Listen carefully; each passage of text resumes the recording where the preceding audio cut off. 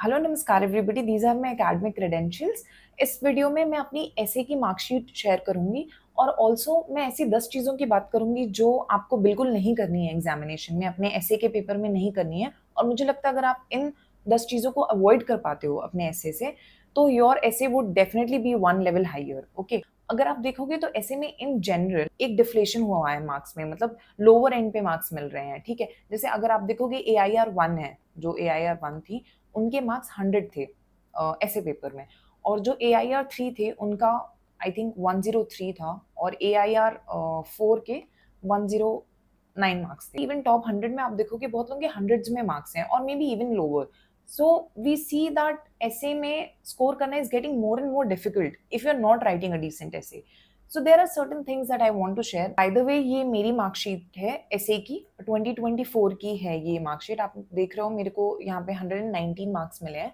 मैं ऐसे में दोनों कंक्लूजन थोड़े खराब करके आई थी, तो मैं अपना स्कोर ना थोड़ा लोअर एंड पे एक्सपेक्ट करी थी, but somehow I got a good score. So there are certain things that I want to share with you, right, which I think I got right about the essay. In fact मैं नीचे video description में जो मैंने बिल्कुल mains के and पे essays लिखे थे, बिल्कुल मेंस के बिल्कुल एक हफ्ते पहले अराउंड जो ऐसे लिखे थे, वो मैं अटैच कर दूंगी। You can go through those essays if you like it. Secondly, मुझे ऐसा लगता है कि one of the reasons why we are not able to improve our essay is, जो भी अगर आप मार्केट में XYZ टेस्ट सीरीज देखोगे, बड़ी छोटी doesn't matter, but most of them 90% of them बड़ा एक मुझे ऐसा लगता है देयर इज अ वेरी सब standard and a very generic evaluation. So evaluation का मुझे लगता है एक गैप है। अगर आप देखोगे वो जीएस आंसर टाइप, हाँ नाइस इंट्रो, ये वो जेनेरिक चीजें सबकी कॉपी में लिख करके, वो मुझे लगता है अगर हमें सही फीडबैक मिले तो वी कैन इम्प्रूव। इसलिए I am also trying to like I would be evaluating your copies. ये पर्टिकुलर यूजर नेम मैं आपको शेयर कर दे रही हूँ टीजी पे।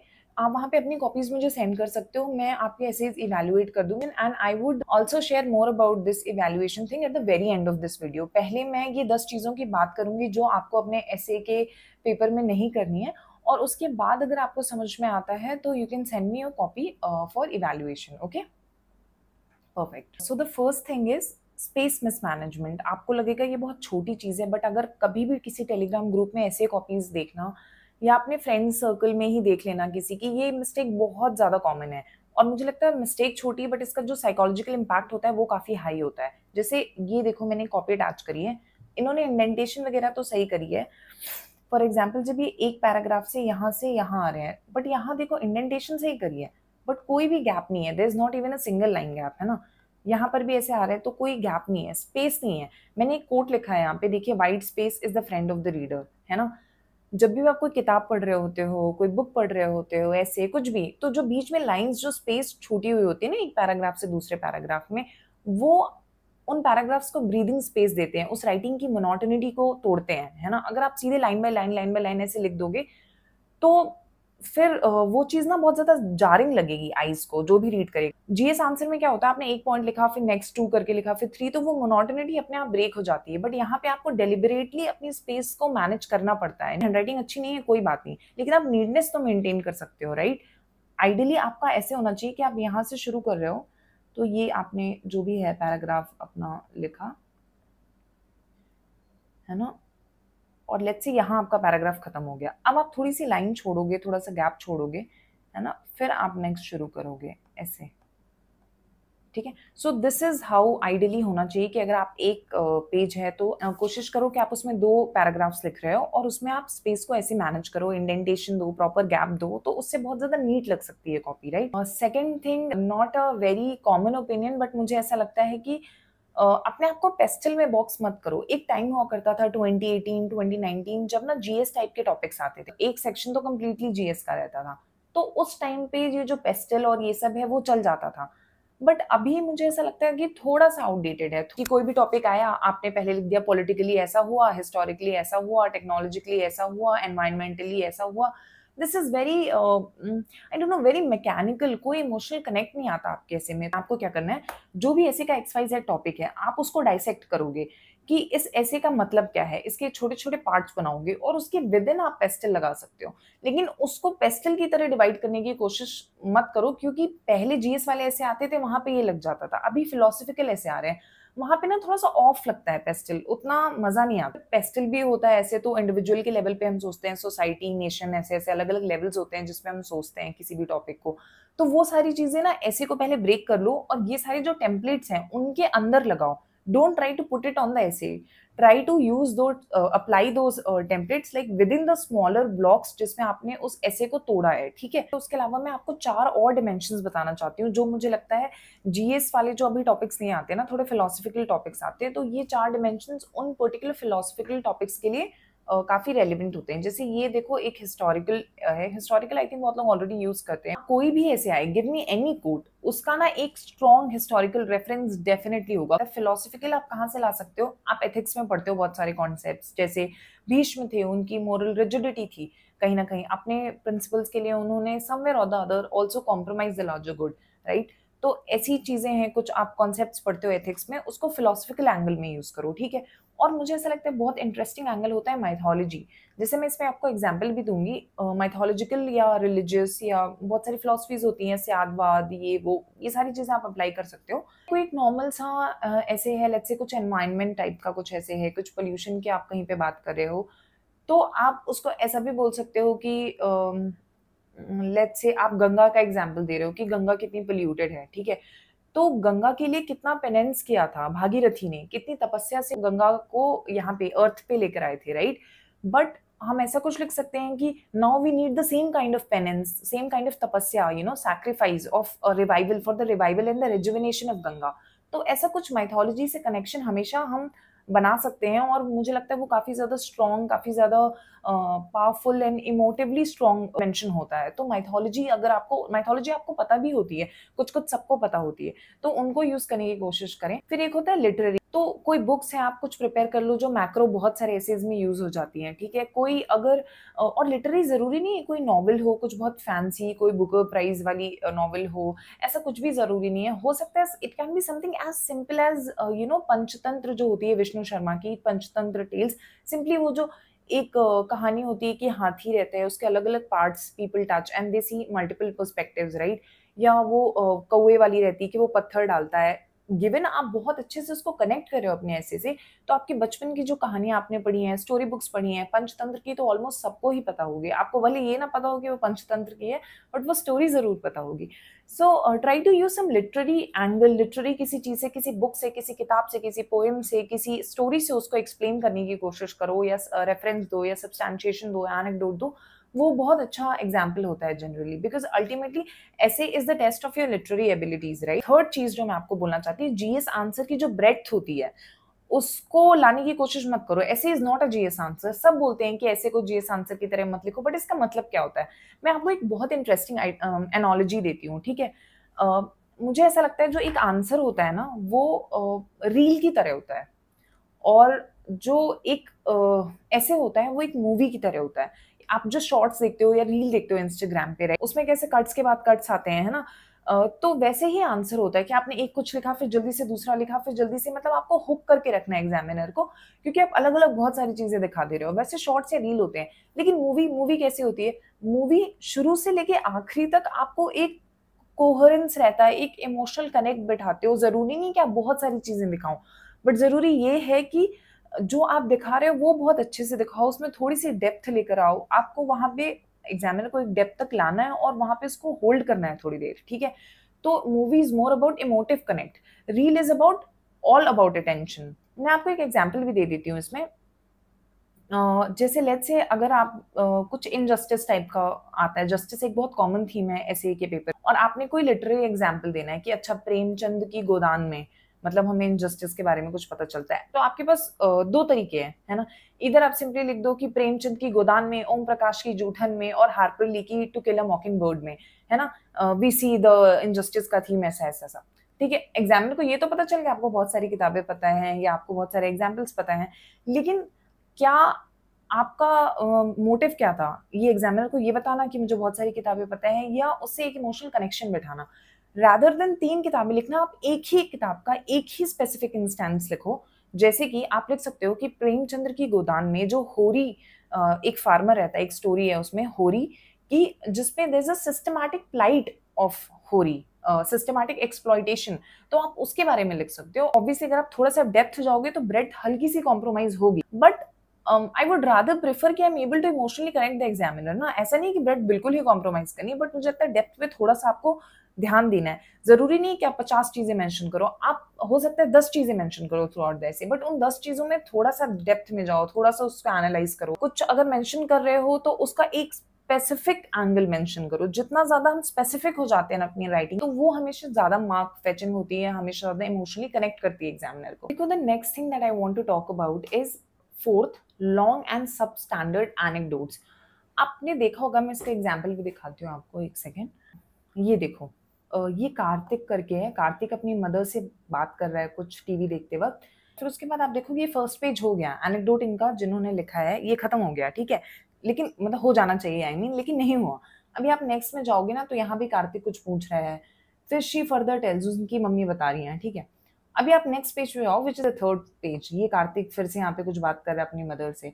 उसके बाद यहाँ पे देखिए इस पेज में भी ऐसा ही उनकी मदर रिप्लाई कर रही है कुछ। ये फोर्थ पेज है, तो आप समझ रहे हो। और ये ऐसा नहीं, ये ऐसे अभी थोड़ा सा और आगे गया था तो I did not have the time and space to show it, but आपको ऐसा नहीं करना है। आइडियल चीज क्या रहती है कि देखिए, अगर ये आपका पेज है ना, तो लेट्स से आपने यहाँ पे शुरू किया, आपने यहाँ पे एनेक्डोट बताया, ठीक है।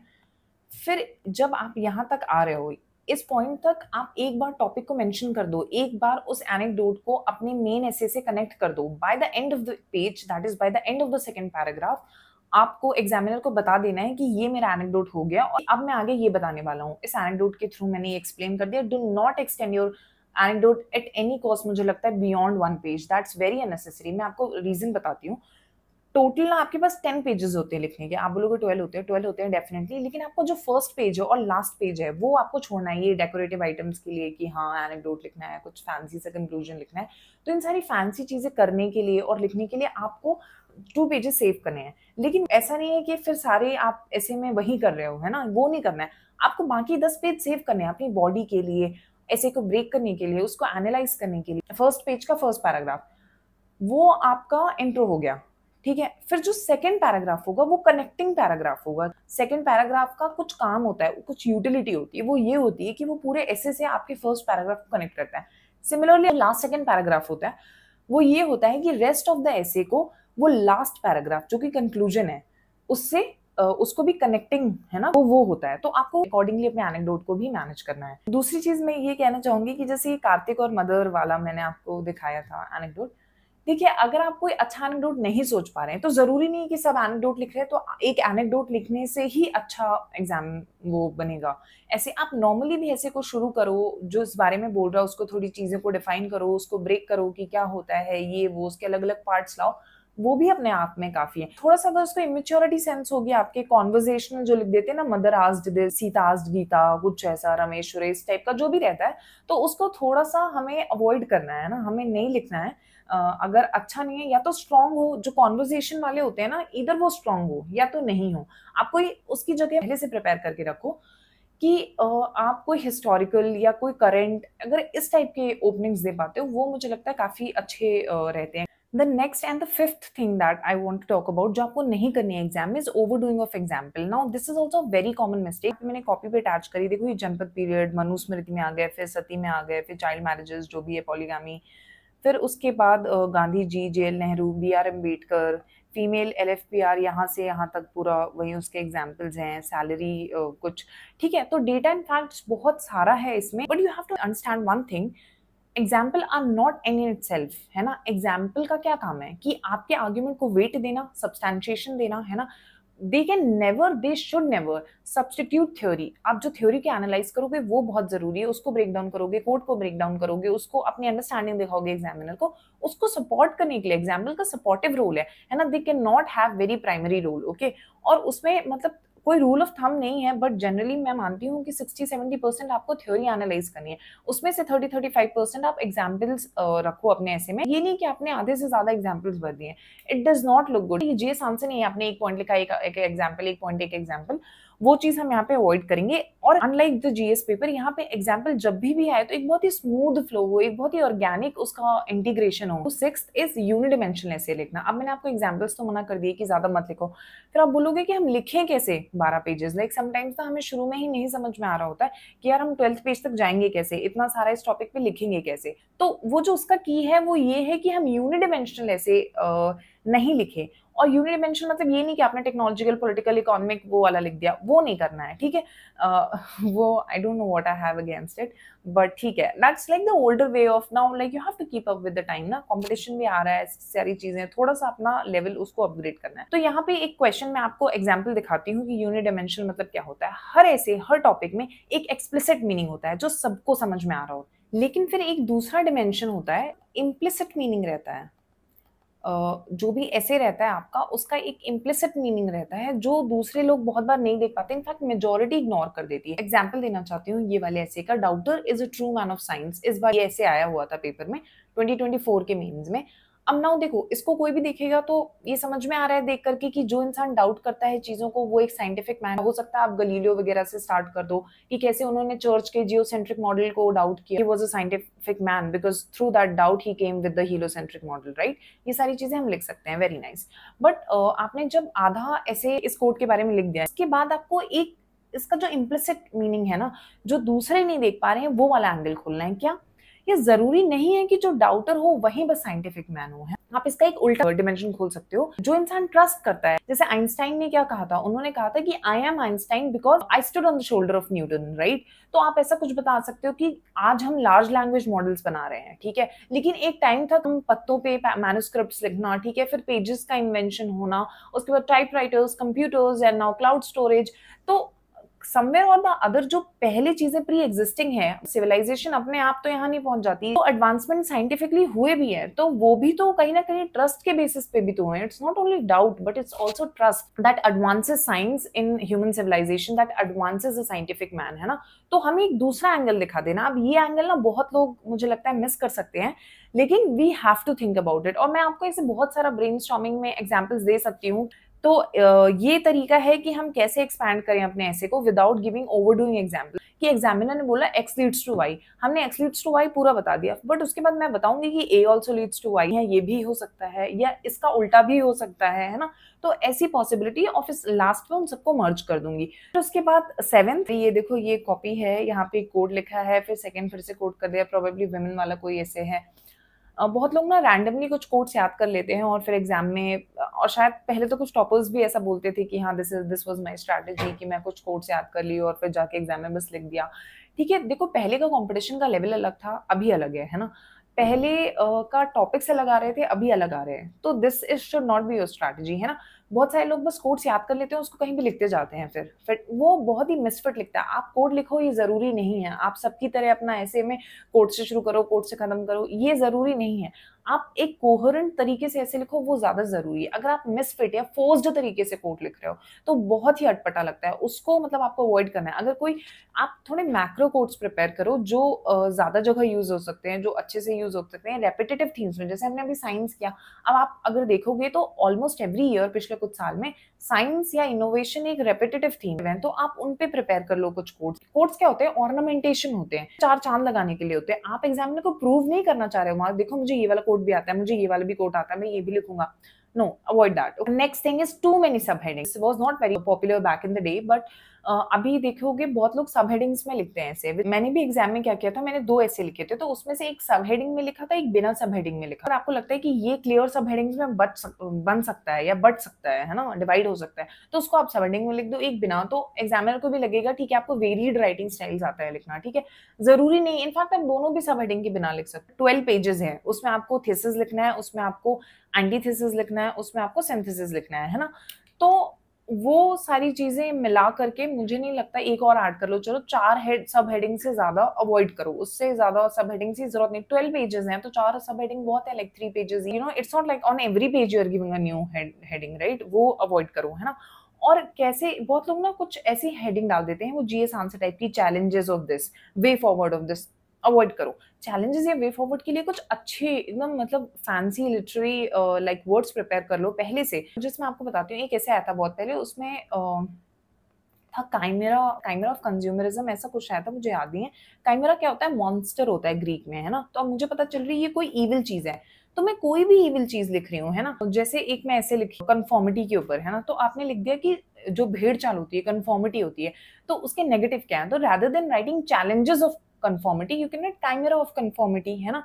ऐसे ही सिमिलरली जब मैंने उसका उल्टा पार्ट आर्ग्यू किया, मैंने बोला इंडिविजुअलिटी की बात कर रहे थे, तो वांटेज उसका मतलब ये होता है कि from a good position where there is a good view, like वहां उस पोजिशन से ना, फ्रॉम अ गुड पोजिशन। अब वो वर्ड बहुत जगह यूज हो सकता है, ऐसा नहीं वो सिर्फ इंडिविजुअलिटी के साथ। तो आप ऐसे 4-5 पॉजिटिव, 4-5 नेगेटिव, 4-5 सिंथेसिस के लिए आप प्रिपेयर कर सकते हो, और उसको you try to use in your subheadings to make it like slightly more, मतलब एग्जामिनर को ये डिल्यूजन देना है कि मुझे मेरी वोकैबुलरी ठीक है। अभी नेक्स्ट चीज है कि forced poetic conclusions, this is the 9th thing. वैसे ये बहुत बार हमें ऐसा लगता है कि हमें कुछ संस्कृत से ही एंड करना है, हमें कुछ पोएम लिख के ही एंड करना है, तो उस चक्कर में क्या होता है ना, हम टॉपिक से डाइवर्ट हो रहे हैं। हमने पूरा ऐसे बहुत अच्छा लिखा, कंक्लूजन में कुछ ज्यादा ही अच्छा करने के चक्कर में, कुछ बहुत ही फैंसी करने के चक्कर में हमने कुछ गलत लिख दिया, ठीक है, ऐसा कुछ लिख दिया जो एक्चुअली रिलेट नहीं हो रहा टॉपिक से, जस्ट बिकॉज हमें एक पोएटिक कंक्लूजन लिखना था। तो पोएटिक कंक्लूजन के चक्कर में अपना बाकी पूरा ऐसे मत खराब करो, you know, it's not worth it. एक नॉर्मल कंक्लूजन, एक वेल कंक्लूडेड, अच्छे से अपना आर्ग्यूमेंट सम अप करके भी एक अच्छा कंक्लूजन होता है। जरूरी नहीं है कि मैं कोई पोएम ही लिखूं तभी अच्छा कंक्लूजन है ना, तो उस चीज को हम अवॉइड करेंगे। और last but not the least, ये 10th नंबर है।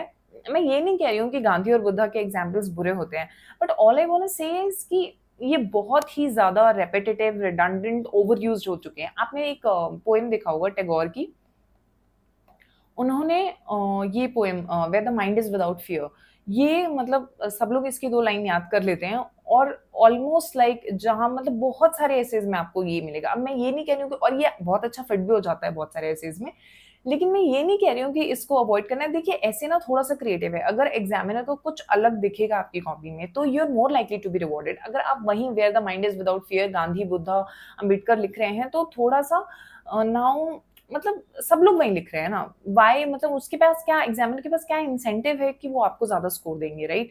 तो ये हमारा लास्ट रिजॉर्ट होना चाहिए। ऐसा नहीं कि हम इसको नहीं लिख सकते हैं, आप बिल्कुल लिखिए। अगर आपको समझ नहीं आ रहा है तो आप बिल्कुल लिखिए। देखिए टाइम में लिखना ज्यादा इंपॉर्टेंट है, फिनिश करना ज्यादा इंपॉर्टेंट है, लेकिन उसको अपना लास्ट रिजॉर्ट रखिए। पहले से इस माइंडसेट से चलिए कि मुझे ऐसा कुछ प्रिपेयर करना है कि मैं अच्छे एसेज लिख पाऊँ, अच्छे एग्जाम्पल्स दे पाऊँ, अच्छे रेफरेंसेस दे पाऊँ। और फिर उसके बाद अगर आपको नहीं समझ में आ रहा है एग्जाम लाइक कंडीशन में, तो गांधी और बुद्ध तो है ही, है ना। तो और where the mind without fear भी है। So this is it. Now coming to the evaluation part, जैसे मैंने आपको बताया था कि इवैल्यूएशन मुझे ऐसा लगता है कि इज अ सीरियस गैप। मैं आपको यूजर नेम शेयर कर दे रही हूँ, यहाँ पर आप अपनी कॉपी सेंड कर देना। आई विल ट्राई कि विद इन 3 days आपकी जो भी कॉपी है वो मैं आपको इवैल्यूएटेड कॉपी, जो कि एक डिटेल्ड इवैल्यूएशन होगा आपकी कॉपी का, नॉट लाइक सब स्टैंडर्ड एंड जेनेरिक, या बहुत ही कस्टमाइज्ड और डिटेल्ड इवैल्यूएशन। और मतलब टॉपिक आपको जो भी लिखना हो, बहुत लोग पीवाईक्यू लिखना प्रेफर करते हैं, वो बहुत अच्छी आदत है, वो आप लिख सकते हो। वरना मैं भी एक पीवाईक्यू बैंक देख सकती हूँ आपको, आप उस पीवाईक्यू बैंक से चूज कर सकते हो जो रेलिवेंट थीम्स हैं उन पे ना। मैंने भी कुछ अपने लिए भी रेलिवेंट थीम्स आइडेंटिफाई करी थी, उसी के बेसिस पे I will make a bank and send it to you. For 4 essays, you can pay around 999 and get it done, और या तो इतना for 8 essays, है ना। लेकिन इसमें एक चीज है कि I want to give, जो लोग 8 essays ले रहे हैं, 8 essays 4 tests basically, you can have a one-to-one mentorship call where I would like explain कि आपकी general mistakes क्या है। आप at least 3 essays लिख लो ताकि मैं आपके पैटर्न्स आइडेंटिफाई करूं। पता है ऐसे में क्या होता है ना, सब लोग कुछ एक मतलब 2-3 मिस्टेक्स होती हैं, हम रेकरेंट तरीके से कर रहे होते हैं, बार बार कर रहे होते हैं, हमारी रेकरिंग मिस्टेक्स होती हैं। तो उन पर्टिकुलर मिस्टेक्स को आइडेंटिफाई कर सकती हूँ, लेकिन वो एक ऐसे से नहीं होगा ना, वो at least you have to write 3 essays where I can see कि ओके आप बार बार क्या मिस्टेक्स कर रहे हो। That would be a one time call, but I would explain it कि जैसे करना, but you can always reach out on text. मैं एसेज भी अटैच करूंगी इसमें, तो आप एसेज भी देख सकते हो। अगर आपके साथ ये स्टाइल, ये विजन रेजोनेट करता है, तो definitely you can get this thing. Anyway, that is it for this video. Thank you very much. You can reach out to me on this Telegram user name अगर आपको अपनी copy evaluate करानी है। Otherwise भी अगर आपको नहीं भी करानी है तो भी do tell me what did you like about this video, what did you learn from this video, आप कौन से मिस्टेक्स करते थे। And if you want me what, मतलब ऐसे के लिए अगर कोई और आपको वीडियो चाहिए डूज के ऊपर या किसी टॉपिक को ब्रेक डाउन कैसे करना है उसके ऊपर, तो I would be happy bringing that. See you in the next one.